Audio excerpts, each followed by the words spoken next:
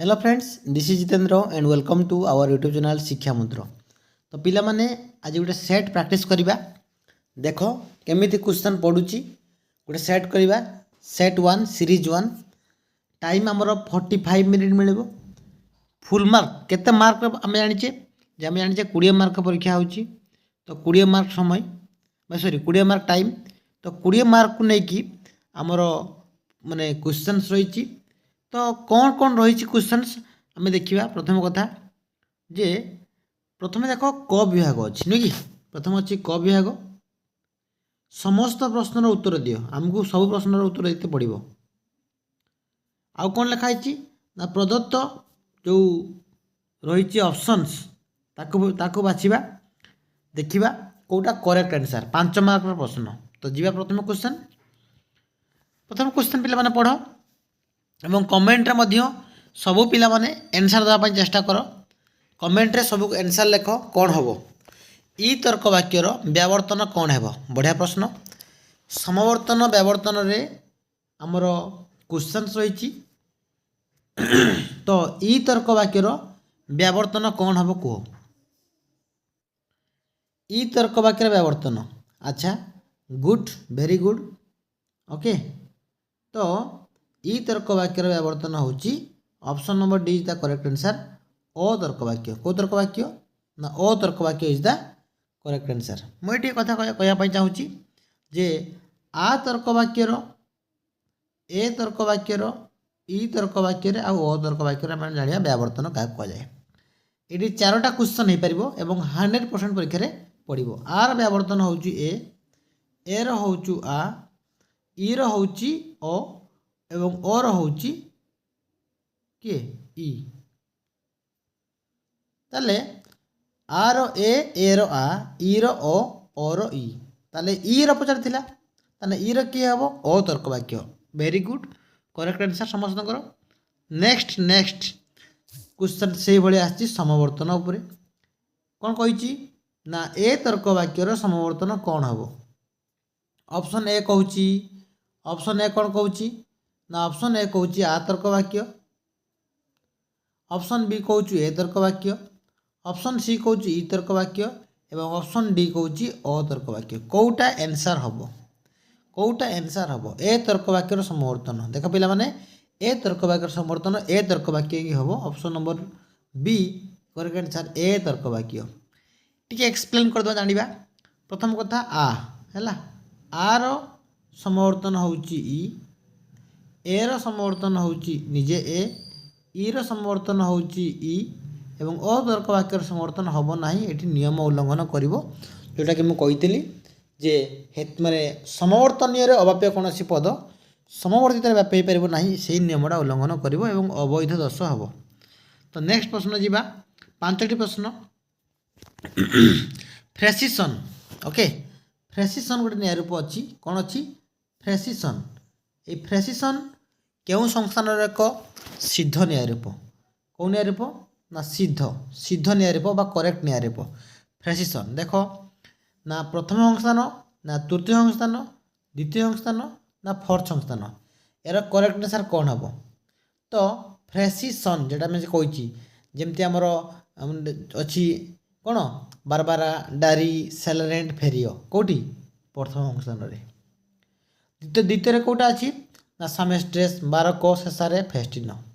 तृतीय कौटा अच्छी डाराप्टी टाटिसी फ्लाप्टन फेरिसन डिसामिस बोकाडो एवं फोर्थ कौन अच्छी ब्राह्मणटिप सामेनेस फेसापो फ्रेसिसन डिमारिस। तो आंसर कौटा हम चतुर्थ संस्थान इज द करेक्ट आंसर। सब मन रख 19,000 मुख्य न्याय रूप। नेक्स्ट प्रश्न 4 नंबर प्रश्न आ तर्क वाक्यर समवर्तन किए हम। ये रिसेंटली आम कहले आर ई तर्क वाक्य हम ना ए तर्क वाक्य हम ना आ हम ना निजे अ हम। देख आ तर्क वाक्य समवर्तन किए हम ना ई तर्क वाक्य हम। Option number A is the correct answer. Next प्रश्न एवं आज एटा लास्ट प्रश्न जोटा कि सर्ट क्वेश्चन पाई क विभागर ये हूँ त्रिपदी युक्ति केतटा तर्क वाक्य थाए। बारंबार कही 3टी तर्क वाक्य थाए साध्यावयव पक्षावयव और सिद्धांत है 3टा जाक तर्क वाक्य और 3टी पद मध्य रही था। तो आम आराम से 20 ରୁ 20 रखापी प्लां करते 5 रु 5 मार्क मिलगला हमको पूरा 5 रु 5 पूरा पूरी करेक्ट हो गला।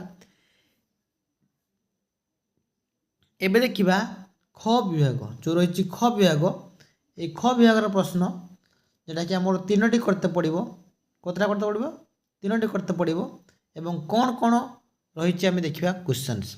प्रथम क्वेश्चन जे व्यवहित अनुमान कौन देख पिला माने व्यवहित अनुमान क्या कहुए ना जो अनुमान जो है अवरोह अनुमान कहीं अवरोह अनुमान दु प्रकार अव्यवहित व्यवहित तेणु जो अवरोह अनुमान ठीक अच्छे जो अवरोह अनुमान दुईटी हेतु वाक्य सिद्धांत निष्पन्न बा ग्रहण होता है ताको आम कह व्यवहित अनुमान जमीक समस्त मनुष्य मरणशील है राम जड़ा मनुष्य अथवा राम मरणशील यहाँ भी हो पार व्यवहित अनुमान और व्यवहित अनुमान को आम कहीपर कौन त्रिपदी जुक्ति और असरल समवर्तन कौन जो समवर्तन समवर्तनीय एवं समवर्तित मध्य परिमाण सामान न था परिमाण असमान थाए कहुए असरल समवर्तन जमीक आ तर्क वाक्यर समवर्तन ई तर्क वाक्य यार परिमाण सामान्य एवं यार परिमाण विशेष कहीं आटा सामान्य सदर्थक यहाँ हूँ विशेष सदर्थक तेणु या सामान्य विशेष है परिमाण भिन्न है कौन होगा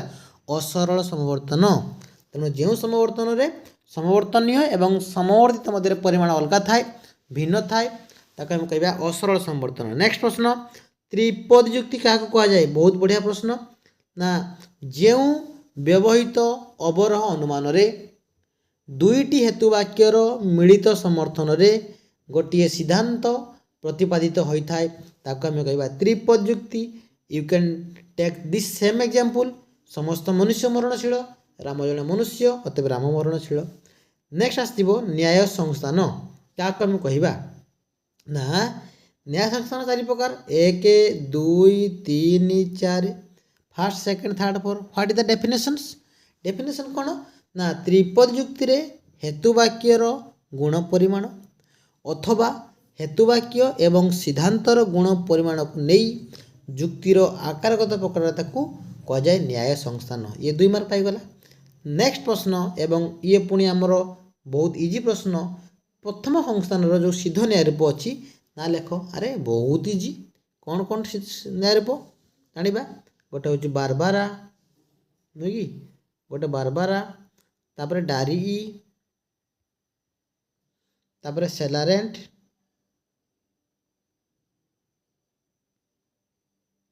तापर फेरियो बारबारा डारी सेलानेट फेरियो ओके तो हो गला ये भी पुणी हो गला केते मार्क 2 3 6 मार्क 6 5 11 मार्क हो गला आउ 9 मार्क भी आराम से रखीदेवा आम इजिली रखीदेवा आउ 9 मार्क कौन रखिपारानी आउ 9 मार्क रखीदे आमर हो 20 रु 20 रु पूरापूरी 20 मार्क आम रखापी पड़ो जीवा समवर्तन नियम अरे समवर्तन नियम बहुत इजी समवर्तन मेनली 3टा नियम लिखा केतटा नियम 3टा नियम बहुत इजी। प्रथम नियम जीवा कौन प्रथम नियम हूँ समवर्तनीय उद्देश्य और विधेय समवर्तित विधेय एवं उद्देश्य हो जाए अर्थात समवर्तन उद्देश्य पद समवर्तित विधेय हम और समवर्तन विधेय पद समवर्तित उद्देश्य हम ये 1 नंबर नियम। 2 नंबर नियम कौन समवर्तनीय एवं समवर्तित मध्य कौन समान हम गुण समान हम जमी आ ई गुण समान ए हाँ ई तेणु समवर्तनीय एवं समवर्तित मध्य गुण समान नुहे अर्थात समवर्तनीय सदर्थक हेले समवर्तित सदर्थक हेब समवर्तनीय निजर्थक हेले समवर्तित निजर्थक हेब। तृतीय नियम अच्छे कौन ना समवर्तनीय रे अव्याप्य कौन पद समवर्तित व्याप्य हो पार नहीं। नेक्स्ट जीवा वस्तुगत व्यावर्तन ये भी बहुत भल क्वेश्चन वस्तुगत व्यावर्तन क्या कहवा ना जमीक शांति हूँ मंगलकारक है युद्ध शांतिर विपरीत युद्ध क्षतिकारक ना उद्देश्यर विपरीत नवा विधेयर विपरीत नवा उद्देश्य विपरीत उद्देश्य रूपे विधेयर विपरीत कि विरुद्ध विधेय रूपे तेने कौन डेफिनेशन हम ना जो व्यावर्तन व्यावर्तनीय उद्देश्य पदर विपरीत पद व्यावर्तित उद्देश्य रूपे एवं व्यावर्तनीय विधेय पदर विरोध पद किंबा विपरीत पद व्यावर्तित विधेय रूपे व्यवहृत हवा कहुए वस्तुगत व्यावर्तन। बहुत इजी प्रश्न। न्याय रूप तो मुझे कहीदेली अलरेडी है। न्याय रूप मुझे कहीदेली अलरेडी। अच्छा ये जो क्वेश्चन था कौन न्याय संस्थान ये पिला माने टिके देखीदेव यहाँ न्याय संस्थान थिला सॉरी ये न्याय संस्थान थिला। न्याय संस्थान क्या कहवा ना मु भाविली न्याय रूप सॉरी न्याय संस्थान यहाँ न्याय संस्थान कौन ना हेतु वाक्य द्वयर ये जो हेतु वाक्य दुटा अच्छी हेतु पद कौट रही ना एठी तो से अनुसार चारि प्रकार केते प्रकार चारि प्रकार 1 2 2 उल्टा जेड उल्टा सी सी आउ जेड ताले ये न्याय संस्थान डेफिनेशन कौन ना न्याय संस्थान को आम कहले कौन बुझा ना हेतु वाक्य द्वयर हेतु पदर अवस्थिति क्षेत्र में जुक्तिर आकारगत प्रकार को न्याय संस्थान कह जाए। किंतु ये न्याय रूप जो अलरेडी बुझी आगुआ यहाँ से कथा लिखते पड़ो। न्याय रूप कौन ना त्रिपद जुक्ति हेतुवाक्यर गुण परिमाण अथवा हेतुवाक्य और सिद्धांतर गुण परिमाण को नहीं जुक्तिर आकारगत प्रकार को न्याय रूप कहुए। 19टा मुख्य न्याय रूप अच्छी 5टी गौण न्याय रूप अच्छी और न्याय रूप सर्वदा कौन 4टी संस्थान में मिसिकी 19टा मुख्य 5टी गौण न्याय रूप रही एवं केवल हेतुवाक्यर गुण और परिमाण को लेकिन जदि न्याय रूप निरूपण करवा गोटे संस्थान में 16टा आसो 4टा संस्थान में केतटा आसो 16 64टा आसो किंतु हेतुवाक्य एवं सिद्धांतर गुण परिमाण को नेले गोटे संस्थान में आसो 64टा 4टार आसो 64 गुण 4 समान 256टा। ठीक अच्छे ये हूँ रहा कथा। नेक्स्ट जीवा कौन ना द्वितीय न्याय संस्थान मुख्य कौन कौन रही न्याय रूप है कौन ना सामेस्ट्रेस रही मन रख सामेस्ट्रेस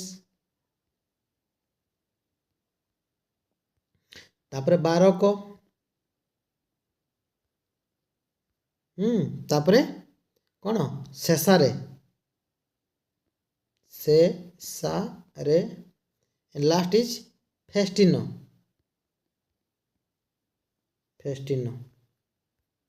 तो रही आसला सरल एवं असरल समवर्तन। बहुत इजी ना जो समवर्तन रे समवर्तनीय एवं समवर्त मध्य परिमाण सामान ताको सरल समवर्तन कहुए।